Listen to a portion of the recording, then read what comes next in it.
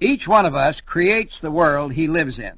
It can be a paradise or a torture chamber, depending on what we want to make of it. I'm afraid, however, that this truth escapes many people. But if you'd like to prove it to yourself, take the time to ask 10 of your friends what they think of life. Some will tell you that the world is a cruel, inhuman place. But other people will tell you how much they relish each and every moment of their lives.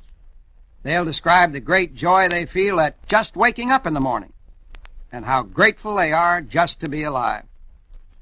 Are these people living in the same world? Of course they are. And yet you'd never know it by comparing their accounts.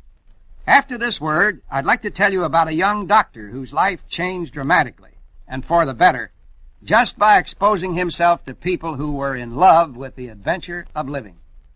Admittedly, this young doctor had a formidable schedule of appointments. And as is true with most doctors, I suppose, a lot of his patients weren't really sick physically. "I'm fed up," he told his wife one day. "All I do is listen to the complaints of a lot of neurotics. Why in tarnation don't they learn to stand on their own feet instead of lean on me all day long?"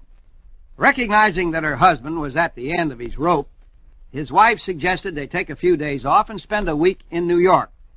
But it didn't make that doctor any happier than before. Somehow, it all left him cold.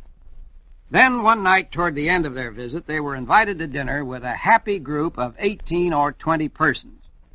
The atmosphere of that group was electrifying. Everybody seemed to take a real interest in what was said. They were excited with life, intellectually curious, vibrant with the joy of doing things. Finally, the doctor asked them, "What is it that you people have that I don't have? You're all so alive and involved with everything." Well, one member of the company put it to him bluntly. "I think," he said, "maybe it's because we try to go as deeply as we can into life. You've got to explore everything until you find the beauty there." This startled this young physician, and he began to examine that thought. After a while, the change in that young physician was absolutely dramatic. "I suddenly discovered," he said later, "what a privilege it is to be given the opportunity to try and heal human beings."